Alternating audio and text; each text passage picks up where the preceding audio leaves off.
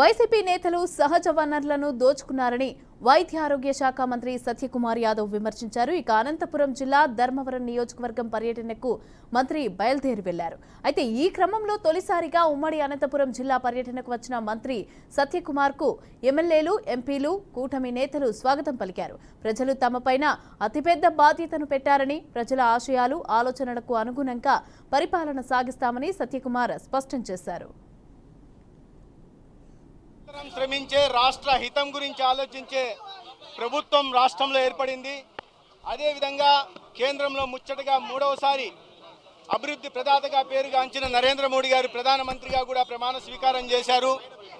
ఒక దార్శనికతకి మారిపేరుగా నీతి నిజాయితీలకు నిలువెత్తు సంతకంగా ఉంటున్న చంద్రబాబు నాయుడు గారు, పవన్ కళ్యాణ్ గారి నాయకత్వంలో రాష్ట్రంలో కూడా ఎన్డీఏ ప్రభుత్వం ఏర్పాటు జరిగింది.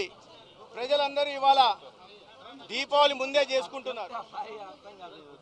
5 సంవత్సరాల్లో రాష్ట్రం తిరోగమన మార్గంలో పయనించి 20 సంవత్సరాలు వెనక్కి వెళ్ళిన మాట మనం అందరం చూస్తున్నాం. ఇది కాదని అది కాదని అన్ని వ్యవస్థల్ని నిర్వీర్యం చేసి, అన్ని రంగాల్ని నిర్వీర్యం చేసి, అన్ని వర్గాలకు మోసం చేసి, సహజ వనరులను కూడా దోచుకొని ఇవాళ ఆంధ్రప్రదేశ్ దానికి ఒక అస్తిత్వం లేకుండా గత ప్రభుత్వం చేసింది.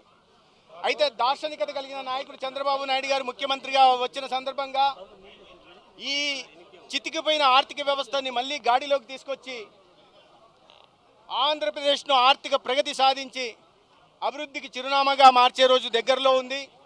ప్రజలు ఎంతో నమ్మకంతో ఈ విజయాన్ని అందించారు. ఇటువంటి బరువు ఇవాళ 5 సంవత్సరాల్లో జరిగిన అన్యాయాన్ని సరిదిద్దాలంటే చాలా స్థితప్రజ్ఞత కలిగిన నాయకత్వం అవసరం ఉంది. అటువంటి నాయకులు చంద్రబాబు నాయుడు గారి రూపంలో ఉన్నారు.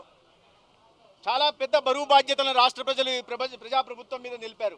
కేంద్రంలో, రాష్ట్రంలో ఎన్డీఏ ప్రభుత్వాలు, డబుల్ ఇంజన్ సర్కార్ ఈ రాష్ట్రాన్ని మళ్ళీ సరైన మార్గంలో పెట్టి అతి త్వరలోనే ఆంధ్రప్రదేశ్ను అభివృద్ధికి చిరునామాగా మారుస్తారు. దేశంలో ఒక వికసిత భారత్ నిర్మాణం అవుతుంది. రాష్ట్రం ఒక వికసిత ఆంధ్రప్రదేశ్ కూడా అతి త్వరలోనే వెలుగు. నిరంతరం శ్రమించే